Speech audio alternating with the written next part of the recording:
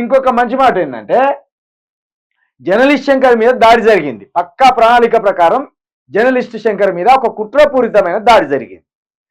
ఇదే పేపర్, ఇదే pattern, same ఇదే ప్యాటర్న్, ఇదే స్టైలు, ఇదే పేపర్కి పైన హెడ్డింగ్ తీసేసి వేరే పేపర్ హెడ్డింగ్ పెట్టి జర్నలిస్ట్ శంకర్ మీద విషప్రాతాలు రాసుకొచ్చింది. ఆయన రాసిన అక్షరాలను వేరే తీరుగా రాసుకొచ్చింది.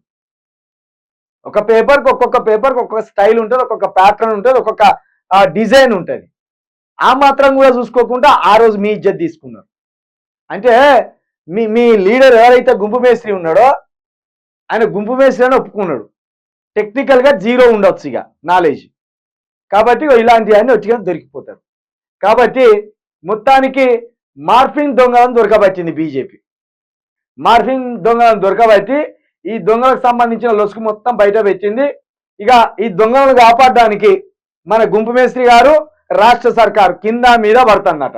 మళ్ళీ ఈ దొంగలను ఎక్కడుండి మార్ఫింగ్ చేపిస్తాను? గాంధీ భవన్లోనే కూర్చోబెట్టి, గాంధీ భవన్లోనే వీళ్ళకి తిండి పెట్టి, గాంధీ భవన్లోనే వీళ్ళకి శాలరీలు ఇచ్చి అక్కడి నుండి ఈ తతంగం అంతా నడిపిస్తాను. ఇది అంటే దొంగలకు అడ్డాగా గాంధీ భవన్, ఫేక్ వీడియో దొంగలకు అడ్డాగా గాంధీ భవన్ తయారు చేసింది.